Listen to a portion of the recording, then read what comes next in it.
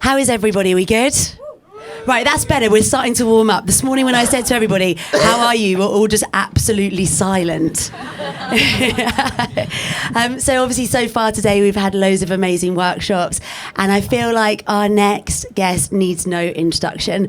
I'm sure that if you are a fan of techno and electronic music, then you're very, very aware of this incredible artist, and I feel really excited that over the next hour we're going to be talking about how to build a career in the DJ scene with Lilly Palmer and her manager Carl.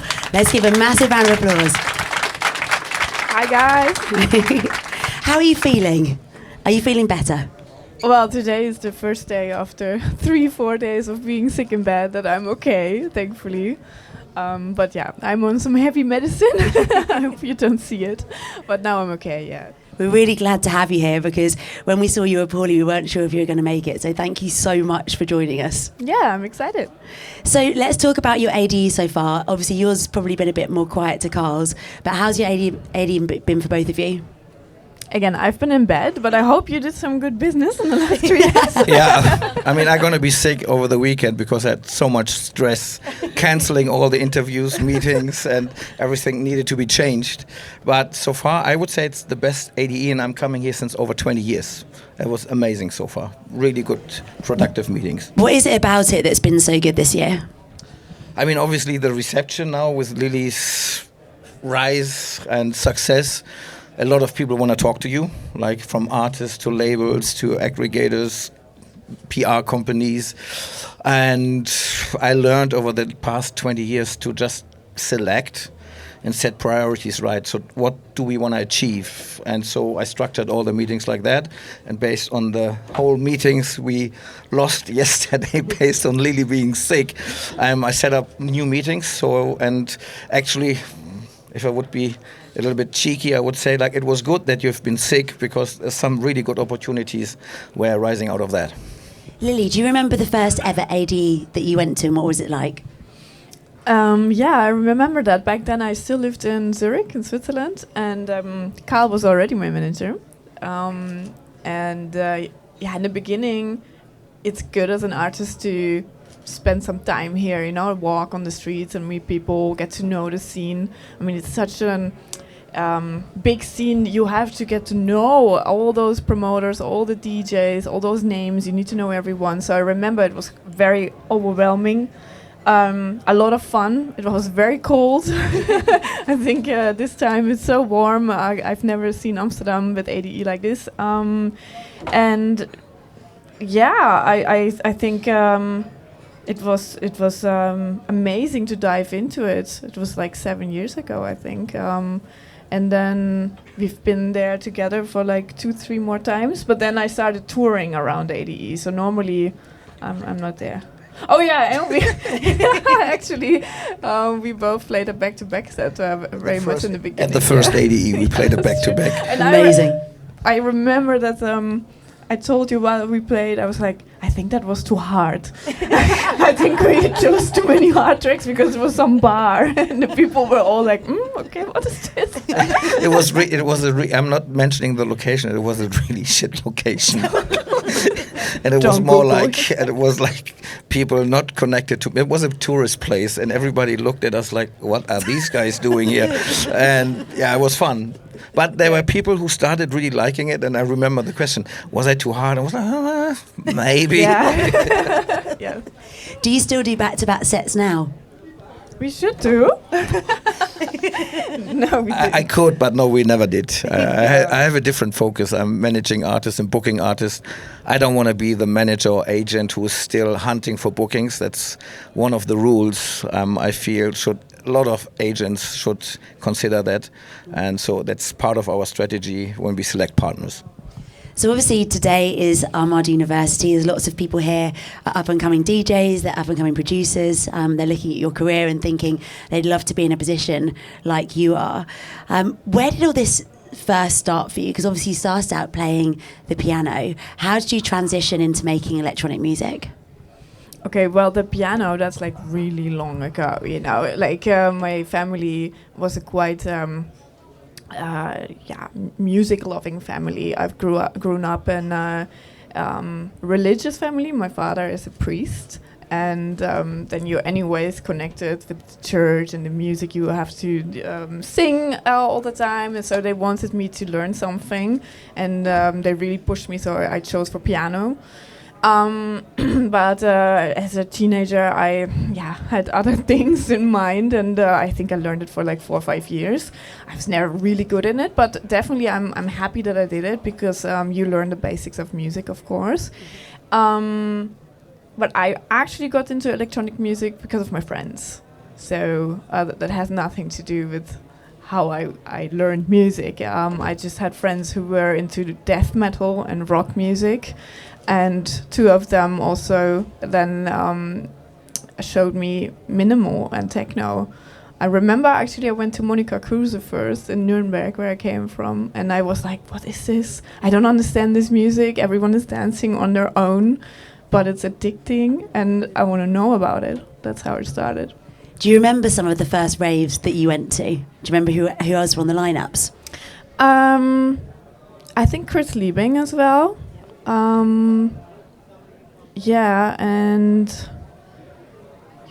It was those techno legends from Germany. Ben Klock, for example, as well. That was our stuff. But I don't remember festivals, though. We all only went to clubs. I think it was not such a big thing, or maybe I was just not invited of my friends, so I didn't know about festivals.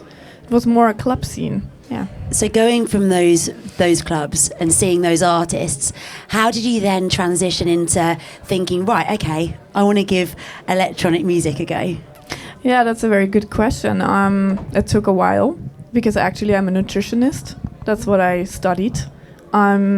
And at some point when I was living in Zurich, I went out a lot to the deep house clubs back then.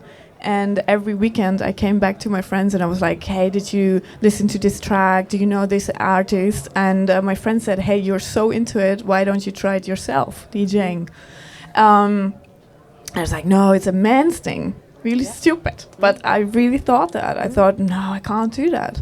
And I was in a not so nice relationship, I must say. So I didn't feel supported in it. But then the relationship stopped. and I've been to Tomorrowland as a guest.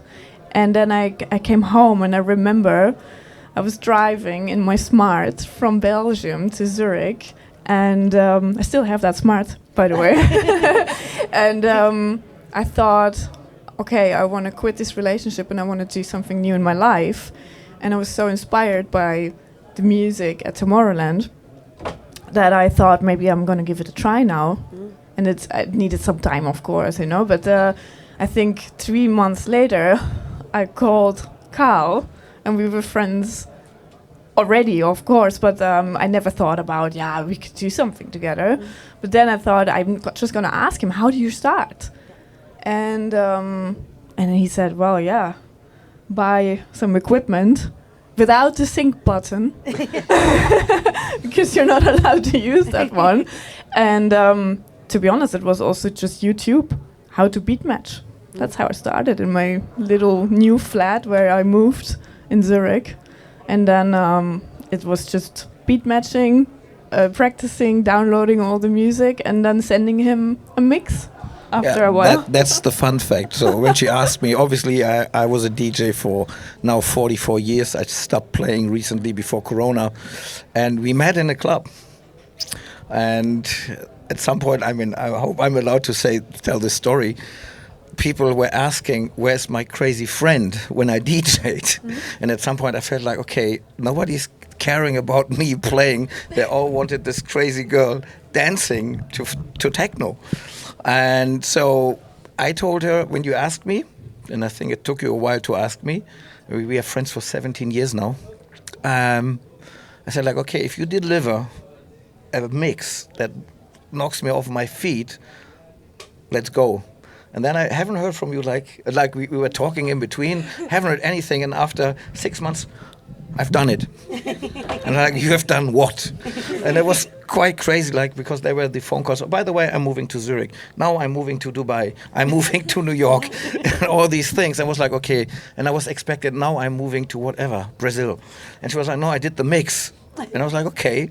And then she sent it to me, and I listened to it, and I was like, wow. So everything I expected, the feeling for music was there, and the story with the sync button is true. I said, don't you dare ever using the sync button, which is really essential to the whole progress of building the career, because that was one of the most annoying things in regards of shitstorms when we started. I mean, different story, but it was a very essential thing. We can touch on that though.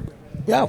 Go for it. I mean, like, obviously we started, I have a very good network internationally from touring and DJing for so many, oh yeah, wow. Thank you, my manager, for so many years. And I was shocked. Even people in my network, when I presented Lilly, called friends in London, in India, and the comments, I don't want to mention them, it should be a positive panel here, disgusting comments. And I was like, wow. And then I realized why it's a man's world in the DJ scene, and the few female DJs that were around that time, they somehow managed to adjust. I used to own clubs and promote events for a long time, and I knew there's certain kind of misogyny, but I never expected that. And so, but for me and for Lilly as well, it's more like rocket fuel. Yeah. So if somebody gives me bullshit, it's actually motivating me to prove the opposite, to really say like, no, if you think this person doesn't have it to become a superstar, you just met the wrong person. And Lilly we are pretty similar. And then we really built strategic, we set like KPIs, OKRs, like, okay, what do we want to achieve? Where do you want to play? Which label you want to be on? And we really, when you have the question how many times we've talked, 10 times a day, sometimes not enough. And so we set the whole structure, and it's a concept. We planned everything thoroughly. Lilly is a genius on social media, and paired with the experience, it worked extremely well. So day to day, what are you responsible for?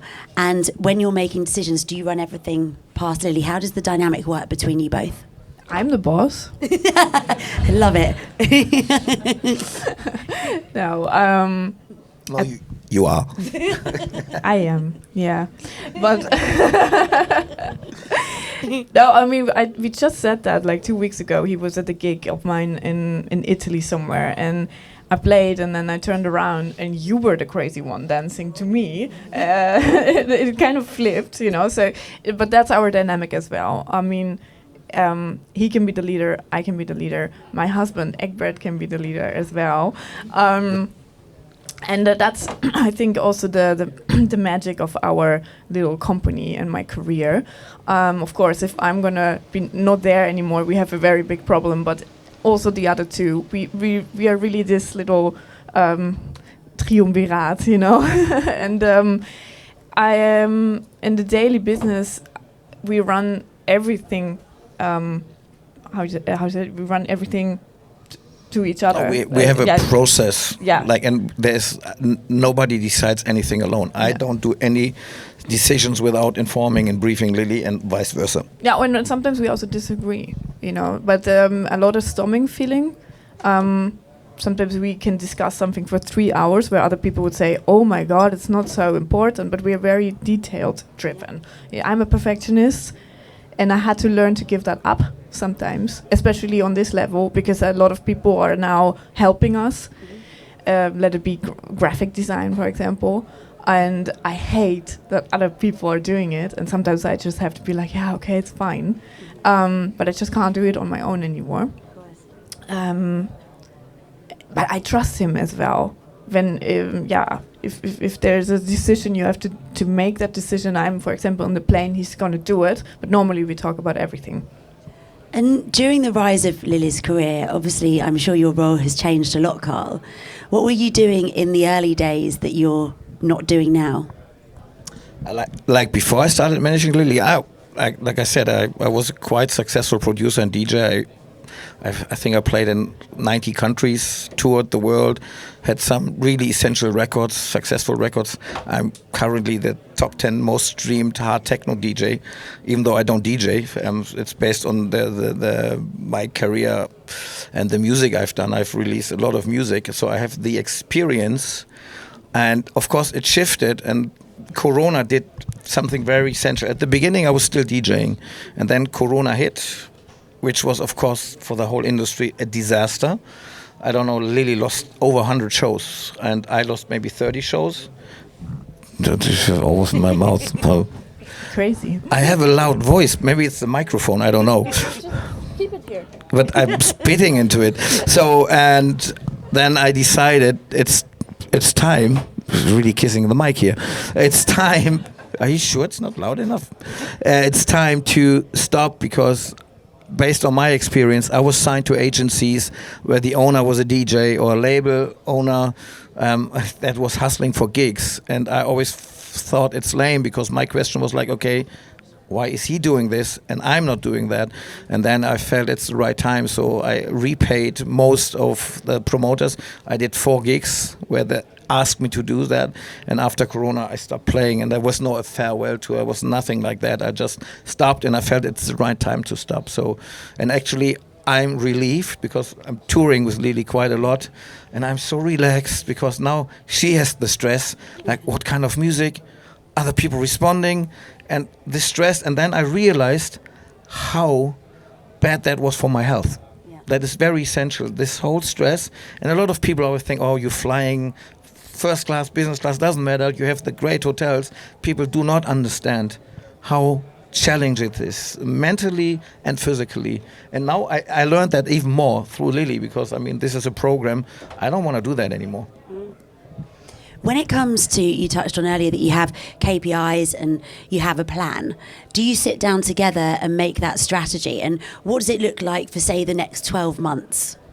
Yeah, I just wrote a very 6 pages marketing concept and a strategy paper we're going through. Then Lily's putting her hard blood, I have to say, and her mind behind it, as well Egbert, when it comes to production. And then we say, like, okay, what are the releases for next year? And there are certain things artists must understand. And many, many young artists do these mistakes all over again. They do a track and then they wait. And then, oh, I need a follow-up. We know the releases for 2025 until the end. But we are also very flexible. I remember with, for example, All You Got to Do, together with Armada and Contour, we wanted to bring it out in August, and then I love making music videos, and I didn't really have the time, but the labels were like, yeah, it would be so nice if I can do it. And that's my thing, you know, in between 1 week or something like that, I just organized it together with Egbert, like a cowboy city, outfits, videographer, everything to make that video happening. And that I'm not even telling him. I'm just doing it. He just knows, I'm hoping I'm gonna like it. Of course, at some point I'm gonna run it by him. But I'm not afraid of those things. I feel always a bit like a techno pop star. I mean, sometimes I also get criticism for that, of course, but it's just what I love. That really excites me. I mean, when I was 17, I was waiting for every new release of my favorite artist. You know, where's the music video on MTV? That was my favorite thing to look at that. And now I can do it in my own little world. And that I find it so creative, how I can use that. And then in the end, we use that for our gigs as visuals as well, which I think is amazing, because then I have everything at the same time. Mm-hmm. So a music video is not just for that one time, and maybe it doesn't work on YouTube. Doesn't matter, because I'm going to use it for my gigs as well. Mm-hmm. And so that is not always a half a year planned before. It can be 1 week. Do you always like to be across everything creative? Do you always give everything sign off? Yeah. 100%, yeah, because I have to feel comfortable. That's the number one thing for me. For example, today I thought about my outfit, and because I was a bit sick, I had a different outfit planned to sit here with you, and then I thought, no, you know what? I want to feel comfortable. Yeah. So it's better to feel comfortable and to be not so crazy and super creative than sitting here like, and I don't feel good. That's not a good idea that I learned. Love that. So obviously everybody here, like we mentioned earlier, is up and coming DJs, producers. They want to hear what you have to say. What I would love to know is, let's talk a little bit about your creative process when it comes to making music. How do you start a tune, and is that process always the same? Normally it goes like this, that I'm playing my sets, and there are certain tracks which I really, really like. And then together with Carl and together with Egbert, we are thinking about what would be a perfect new direction for our productions. And then I sit together with my husband, and we go through it, and we just discuss what kind of parts of it do we like so much. Mm-hmm.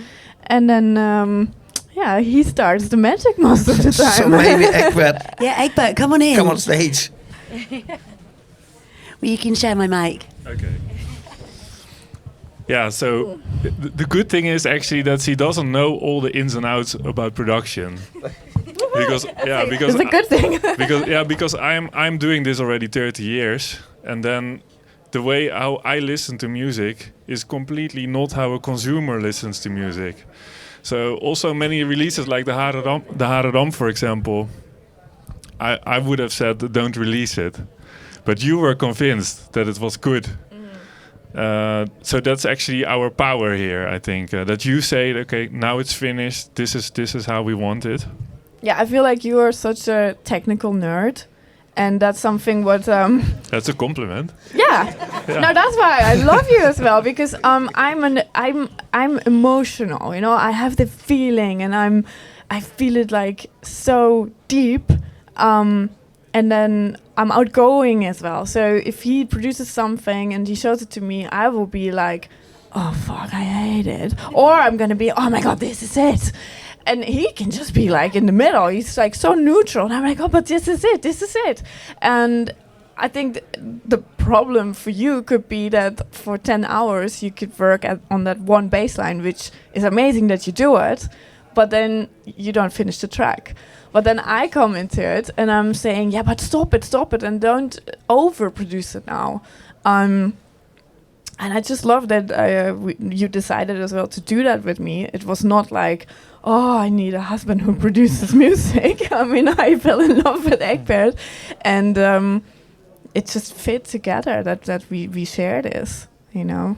Yeah, but I think what is also cool is working with you is that I'm very goal-oriented, because I know for a lot of producers, and with me included, you're just going through presets, you're just doing something. But when I'm working with you, it's like, okay, now we need this sort of track with this kind of energy, with this sort of break, and then you get much better to the goal, and then you can actually make it way more powerful as well, because you know exactly, okay, this is what we need, so this is where we're going to. Yeah, and I also feel like we talked about it a lot, that it is such a nice feeling for you as a producer to know every track is being heard. Mm-hmm. You know, like, because I have this level already, so we know, okay, every chance is big. So it's not like, we're going to produce something and let's see. No. Every time we sit there, it's like, okay, we have now 2 more weeks until we have to bring it out there. So he's also not. He's changing it last minute. For example, Hype Boy, what we just brought out now. Oh my God, it was. We were sweating and we were calling many times, like, should we do it like this? Because I didn't even try the track in the last version anymore, which is so scary. Normally you play a track for half a year and then you know, okay, on this sound system it sounds like this, people will react like this, and then you adapt it. But here we had such a early deadline, because we really wanted to bring out another track before my release next week, which is my remix of Blah Blah Blah from Armin. And then I think Sunday evening, before the Monday deadline came, after many shows, coming back home. Yeah, we were like, no, okay, we need to change that one synth. We didn't like it, and then I think we went to it together. You showed me some stuff, and I'm like, this is it. and you're gonna do that now. You're gonna trust me. And now it works. And then I remember that we were talking about it and we doubted it so much. And then we came back to that, hey, if we feel it, if you feel it, I feel it, and Egbert feels it, then a lot of other people will feel it too. And it's the most successful track considering that first release date of Lilly's career. And I had the headaches then on Monday or Tuesday calling Armada. Hey, by the way, we want to change the mix. Any chance? Can you re-upload it? I was like, oh my God. They did it and it works. I mean, we got only 10 editorial playlists from Spotify, all the big ones. And that shows that it's a lot about energy, and people underestimate it. A lot of producers I know, they're overthinking, and they're actually killing the vibe. And that's why I always feel like when people are saying, you're not producing, yes, a DJ actually produces because he brings the feeling to the table. As a producer who's not playing anymore, Egbert used to play a lot. I mean, to me, you're one of the best producers in electronic music worldwide. Even before I knew Egbert, before Lilly met him. And I always thought, like, what a producer from the sound. The low end is, I don't know anybody who can produce a low end like you do. I wish I were able to do that back in the days. And that's the energy. So obviously you mentioned earlier that you're the geeky one and you're almost the creative one. What would you say is the magic that happens between you when you're in the studio together? You want to talk? You want to talk? First of all, love, of course. We're passionate sitting there together. No, we had to learn also how to do this, especially in a relationship. You can annoy each other so much. I mean, he's working so long on something and then I'm coming and saying, I don't like it. He can be really angry about me as well. So I found ways how to say it, like, Schatje, no, it's not like this. But yeah, again, I think the magic is that we respect each other. I love that I can sit here also confident and say, hey, I'm not the geek. He is, and I don't need to pretend this as well. From the beginning, I never had to pretend like, I'm the nerd who makes all my tracks on my own. I cannot, but I do really feel I have a lot of influence, and he respects this as well. Sometimes we talk about the basics of production, and I'm asking maybe some stupid questions, but then you can't answer them. Mm-hmm. Because you never thought about it. No, the fundamental stuff sometimes you forget about, actually. Yeah. You're too deep then already into something. Sometimes it's actually also quite useful to watch tutorials from guys who are not super talented or crazy producers, and then they still give some hint, and then like, what? I never really thought about this. That's the thing about producing anyways. This is like, it's literally like a limitless amount of choices and options and things you can do. It's just there's no end to it, and I think that's also the interesting part about production. You can never say, okay, now I got it. Now I can do everything. That doesn't exist. What's also essential, I feel, is that he's coming with me many times, because I can come home and I can tell him like, hey, sorry, but the track didn't work. And then he doesn't believe me, Then he will be like, yeah, maybe you were in a bad mood or so. I'm like, no, it really didn't work. And then he comes with me, and then he's like, yeah, okay, I need to change the note. Like I told you. I'm also writing down quite often when you're playing. Then I'm having my phone in my hand, and then like, hey, wait a second, this needs to be like that needs to be like this. And then I go back to the studio, and then sometimes I'm not really hearing that I think like, when I'm in the studio, then I'm like, I don't know if I should really change it, but then I still do it because that's how I heard it and felt it in the club, and then that's it. That's exactly the tweak that it needed.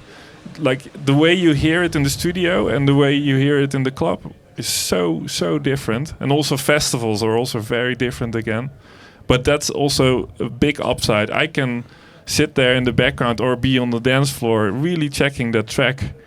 And I don't have to be focused with playing, how I did it before. Mm-hmm. But it's essential that you hear it on the dance floor, actually. Yeah, and maybe also essential that you are coming in with knowing what works and knowing what the crowd and the trends are, so it's a three-way again.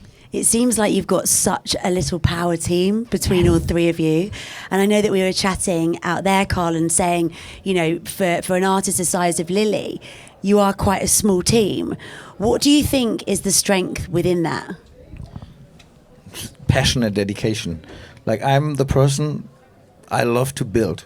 For me, as an example, shouldn't say that as a manager, money is not my motivation. I don't care. I really don't care. It must make sense in regards of how to build a career and how to create things. And that's the same with music. Like, when I was DJing, I actually never cared. I just wanted to play. I just wanted to go out and play. And I was maybe the worst manager to myself, because at some point I started managing myself and I never negotiated fees. Good festival, good club, I said yes. And of course that's a learning experience, but it's all about passion. And then a smaller team can reach way more than oversized companies and setups. I know artists, they have like 20 people on their payroll, and I'm sometimes asking myself, what are they doing? And that is, we are small, we're expanding now, and we're building the agency now. We have a lot of new and upcoming talent, so like not DJs at a certain level, so because we want to put our, like Lilly, advising what to do, and that is really a concept that works. And we have a lot of loyal promoters and clubs who actually give us the chance to test our artists. And I'm talking about like high-end clubs, where we say like that makes sense. Like in Berlin, we have like Ritter Butzke. I met him today. He is like willing to see like, oh, you have a good DJ. He trusts our expertise when we started working with him a few years ago, and we have that in the UK. We have that in Poland, we have that in many, many countries. And so we set a structure, and it's all about priorities and structures. And having knowledge, that is very essential. And we three combine a lot of knowledge. It can be also problematic, because we wanted, of course, sometimes to have other people be together in our team. But we expect so much as well, because we all three give basically our life to this, and then if someone wants to earn kind of a certain amount and is not showing the same passion or the same is not taking the same risks, then very fast we all three are like, it doesn't fit, because we don't share the same values, so it's hard to give that up and to find positions which fit into this combination. So most of the time we say if we work with someone longer than 1 or 2 years, then it's a special person, because then it really fits to us, So as an artist, Lilly, what I'd love to know is rewinding back to a little bit about when you first started to break into this industry, because it can be quite crazy, especially in the early days. What would you say were some of your challenges back then that you faced? Myself, doubting, like your skills and the people who judge you constantly. I was pretty alone there in Zurich because I'm German, so I didn't feel like that was a nice home base for me. I mean, of course I had friends, but you lose all those friends from the scene when you start to DJ as a woman. Mm-hmm. That's what happens. Either you're the groupie or you're the enemy. I don't know. It's like I felt like that. Everyone was gone, and everyone was also just watching me, looking for where is that next mistake, So I felt like, okay, how am I going to get through this? And that was basically through Carl and Egbert. And at some point, you just have to have fun. You have to know, why do you do this? And I didn't need to prove this to any of those people. I just wanted to do this for myself, and I always had a backup plan. I always felt like I can go back to my other job, that's no problem. So I didn't feel some financial pressure or something like that. I think it's really important that you're free, that you can always say, no, then I don't want this. But it was hard. I mean, there was a lot of crying involved in the beginning. Sometimes still, sometimes I still feel like, oh my God, here it was not how I expected it. Even though everyone liked my show, I can make him crazy because I felt like, I didn't build up the set in a nice way. So this can be your biggest enemy yourself, And people forget that when you're on stage, you're just one person. And sometimes there's thousands of people in front of you. Yeah. And there can be so much that can be going wrong when you're on stage. Oh, yeah. But you still have to hold your own because you have thousands of people watching you. Yeah, I think it's good to learn that mistakes are also a chance to get attention. Because most mistakes, if you're just laughing about it, it's not a bad thing. It's good. I mean, especially for social media, you know, I'm an Instagram DJ, and if something goes wrong, I just make a video about it, and then it gets viral, and that's cool, you know. So if you have this approach, if you're a little bit more relaxed about things, then nothing really can go wrong, you know. So Lilly mentioned some of the challenges that she had in the early days and that you were both really supportive of that. How have you been able to help her when things get tough? It's quite funny with how you say with crying with gigs. I mean, we had really, if she's crying at the gig, it's like 90% sure it was like one of the best gigs ever. I can confirm Really? that. Like, we don't want to talk about EDC, Las EDC Vegas, Las right? Vegas, Oh. oh my god. And they don't know that, those EDC people, but I My had the lips are biggest, sealed. the biggest breakdown before a gig ever. And while the gig also, if you know me, you can see this in my face. I'm like, oh my god, I just want to go home. I'm not a good DJ. Everything is so bad. And actually later I watched the stream because they filmed it, and I'm like, well, it looks really good. And I really like my set, you know, but I was so mad. I was really mad. Like, we all three, we had a big fight before it, you know. Egbert wanted to file for divorce, and I wanted to quit my job. No, it was really bad. But I don't know, sometimes this is just because there's so much pressure, then you didn't sleep, and a lot of things went wrong because EDC is like in the middle of the desert, and something was planned not so nicely with the traffic, and I didn't eat, and then everything just got delayed and more, and it was hot, and I just didn't feel good, and then you just need one thing, you know, and then you're lashing out against your closest people. And then I expect support as well, and then I didn't get it how I wanted it. It was basically everything we tried. No, you should know better. Go, leave me alone. Now, basically, what I need is a hug. But I know it's very simple, but those two guys can get so scared of me that they don't want to touch me, you know. Yeah. The good thing is that I also know how that feels like, and you too. Yeah. You know exactly how that feels like, and basically you just want to be left alone for a little bit, and you want your quiet. You know, if people are like, keep on talking against you, then you get crazy. You just want a moment of peace, and then that really improves stuff. 10 minutes later, you're doing better. But we didn't have the time. No, that was 5 minutes to stage time, and I was actually really annoyed. I was like, fuck, the most important gig in the US, and we have a meltdown. And I was like, but it was one of the best performances. And after the gig, it continued. I'm shit. I'm lousy. I'm such a bad DJ. And Egbert and we were like, what is she talking about? Everybody was dancing. They were screaming your name all over the set. Every break went crazy. There was a guy from a really famous music magazine. He was like, he's never seen that they were constantly yelling with like billboards and. In my defense, I didn't hear that. I could really not hear the people cheering because you guys stand next to it, but I stood in between the monitors. In this case, I really didn't hear it. So yeah, sometimes I can be a bit in my own bubble, but it's not happening often, I must say. You get used to it, you know. But it's most of the time it's a new gig where you haven't been before, and then you want it to be super amazing.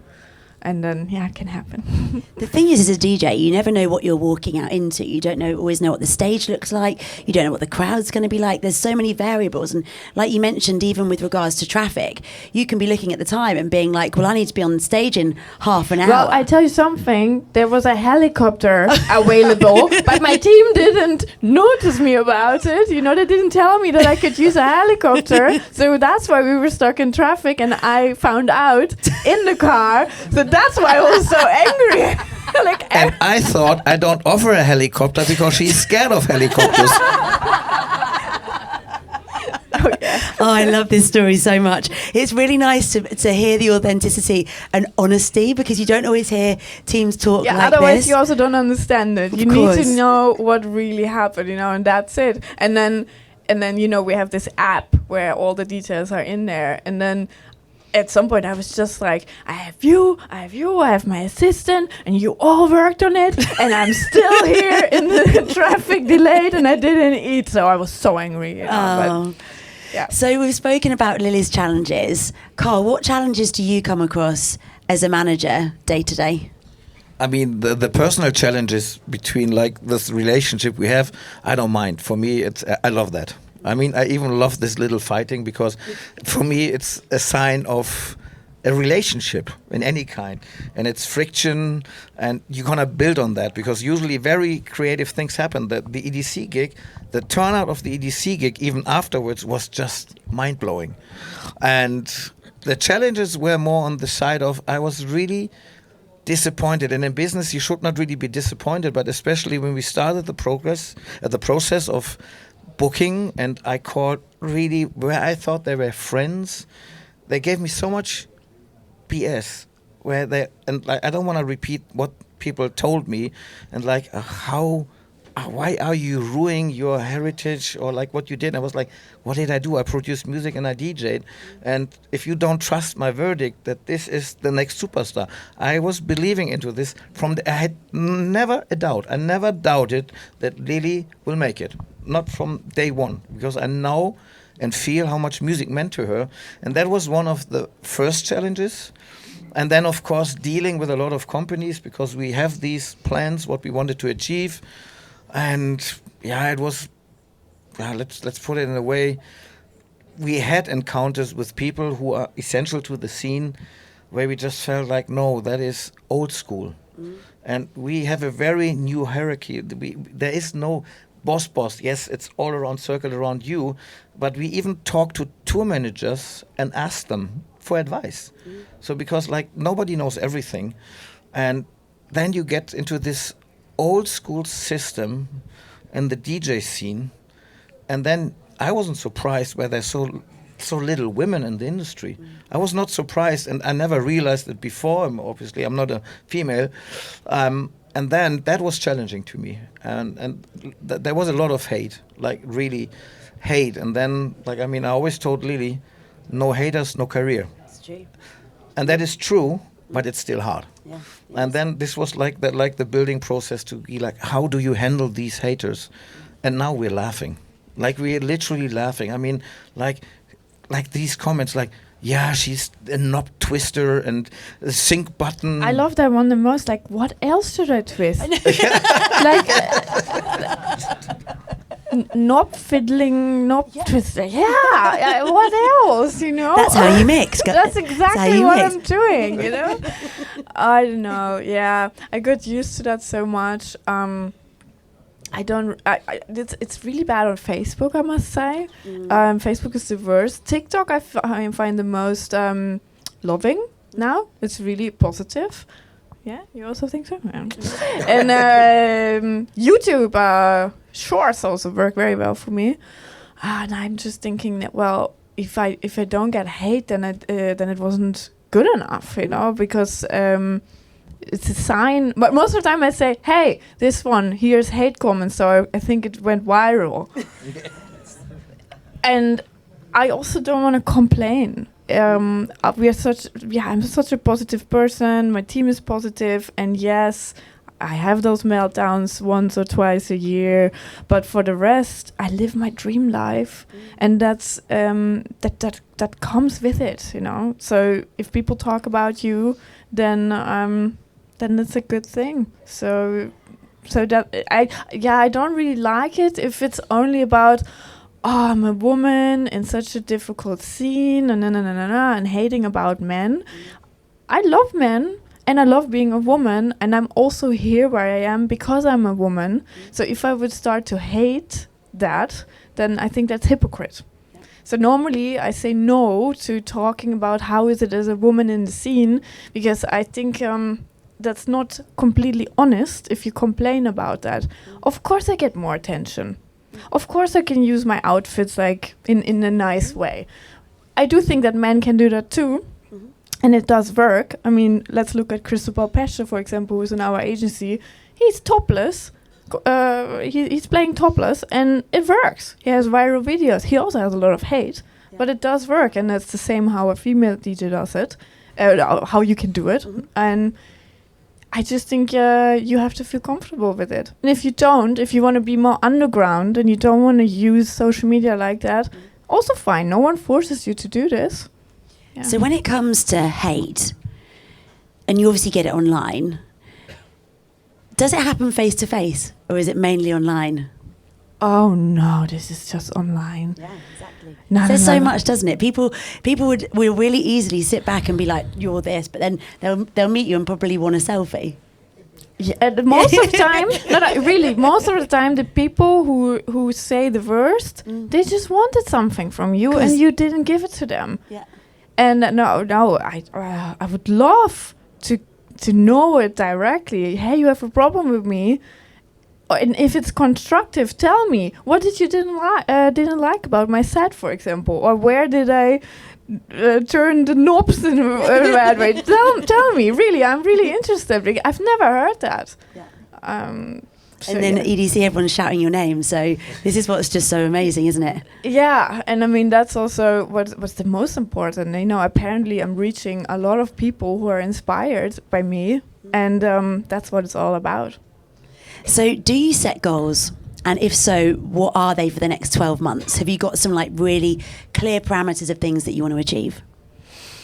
Yeah, we do set goals. It always has to be fitting to the status where we are. So there's short-term and long-term goals. I think it's really cool that we really opened up our agency now. So that's a long-term goal for me. Maybe later, if I can't or don't want to play anymore, I would love to go behind the scenes as well. That's a long-term goal for me. Yeah. And do you help to do that as well? Yeah, I think the agency part is, we had an agency and we are representing great artists, and we already built more artists that we picked up at a very low fee level, 500, 600, 700 euros, now reaching really high five figures. For me, that's a goal, of course, because I know at some point a DJ like myself stopped playing, and we want to build something, and there's a motivation behind it. Like I said before, we really want to create. So we have every day 10, 15 artists, even established artists, applying now because of the structure we set.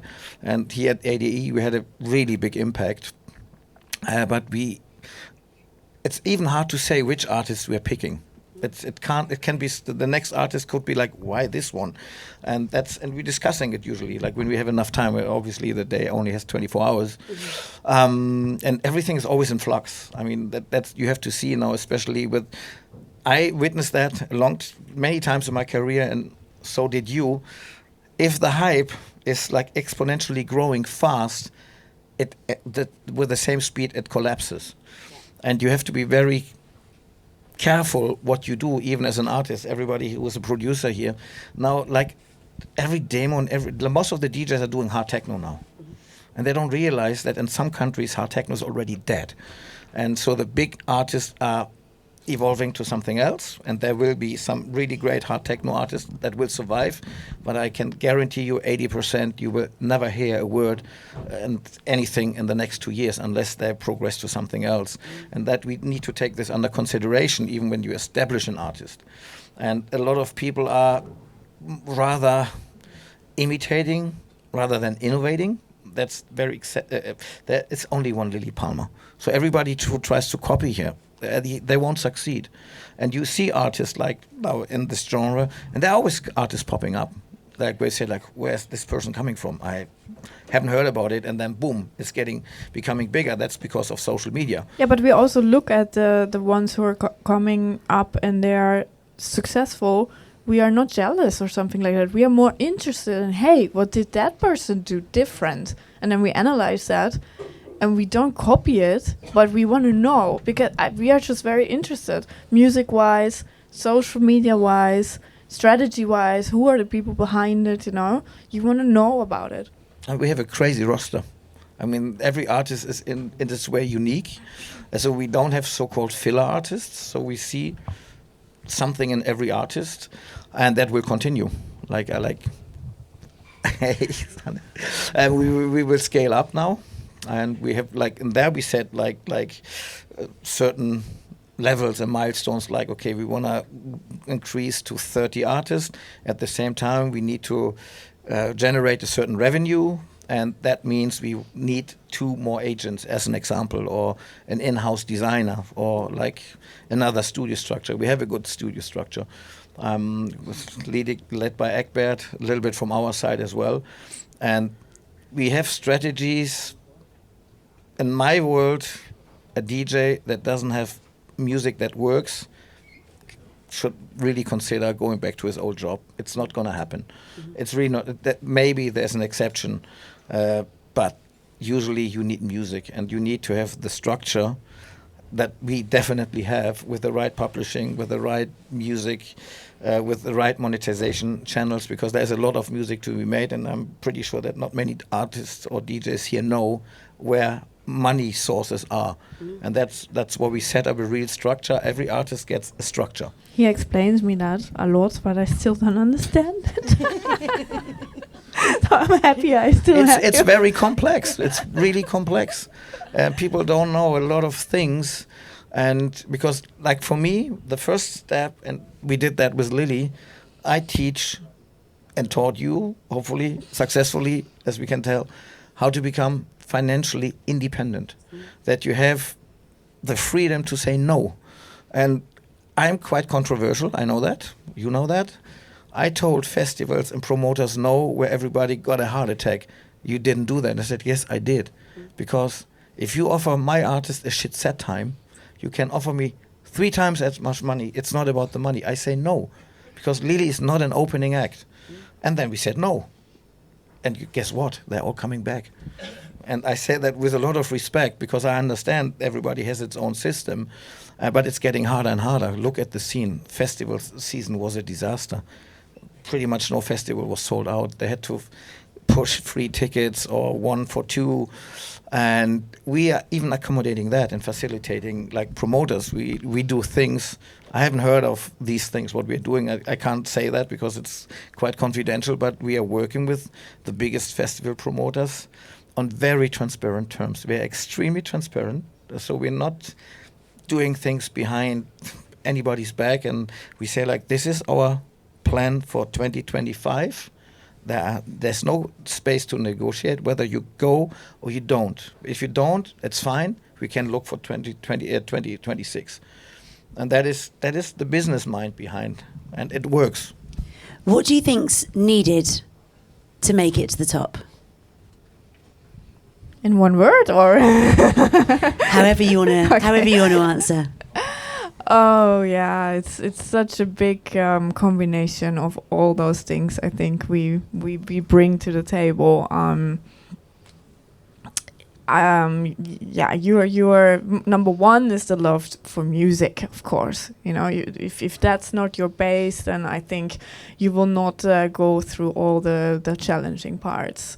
You really need to be in love with electronic music, and then your skills. Yeah, all those basic things, you have to learn that. You have to be good, and you have to know also that you're good at some point. Because why would you have the confidence to go in front of people and do that if you only doubt yourself? But you have to doubt yourself as well and get better every time. I think you need to be good with marketing. You need to have good music out there. You need to have a good booker. You need to have a good manager. you need to have good mental health, good family, good friends. You should also have a hobby, have something else. I mean, I have horses because that brings me down. You know, if I have had a bad weekend, Monday I go 3 hours to the beach with my horse and then it's fine again. It's literally fine again because this scene can consume you. And I think it's also better to not take drugs, don't drink too much. You know, it's so boring. I'm such a boring DJ, but I think that's how you survive it. And and I don't care also, you know, to say that because it's always so nice to be a rock star and go crazy and wild everywhere. Yeah, but how long? You know, I see it as a business, and I want to do that for a long time. So the most important thing I think is for yourself. Like, why do you want to do this, and with who do you want to do this? And if you set that straight and you stay authentic, and don't search for short ways, you know, that saying no. I also did this. I did this to big artists. I said no. Then I don't come and I don't play for you, and I'm not going to be at your label. And I didn't only make friends with this, you know, to call it in a very and easy way. But that's a lot, and that there are certain rules. Like for me, I think success is 70% hard work, and you always need a little bit of luck, and you need the right partners. I mean, like we have now, when we signed with Armada and Contour, a lot of people are like, this is not techno, and it's like, no, but it's a good label, and they know the business, and that's sometimes more important than to get signed to a label where they only are like taking care of what, like, they don't do promotion. And like the decision as an example to go with Armada and Contour was just the perfect decision. Yeah, I felt free finally. Yes. I felt like, okay, now I'm leaving those boundaries of techno. I can just do whatever I like, and I'm supported by amazing people, and that's what I wanted. I've never heard like, oh, you cannot do this. No, it's more like, okay, which video is next, you know? And I think that's important as well, that you have people around you who just inspire you as well and push you. So you've got releases coming up and you've got a US tour. Tell us a little bit about that. Yeah. So next Friday, am I right? Yeah. It's my long-awaited remix of Blah Blah Blah from Armin. So I'm really, really proud of that one. And then I think it's 1 week later that I go on a 1-month tour in America. But at the end, I go to Australia. So So the US tour is being intercepted. Yeah, by in Australia. a weekend in Australia, and I think it's one of the biggest US tours for an artist at that level in a long time, and with some really surprising like shows. Some are not officially being advertised, but it's like 20 gigs, and I'm joining parts of it. You're joining parts of it. Yeah. Honestly, it's been such a pleasure to hear about everything that you've been working on, hear about the way that you work with one another. It's just so inspiring. So thank you so much. Can we give all of these lots such a massive round of applause? Thank you. Thank you so much. Armin van Buren is up next. What we're going to need to do is clear the room now. Anybody that's RSVP'd, you have to go out that side and queue. Anyone else that's leaving, if you can go out that side, that would be amazing. But thank you all so much.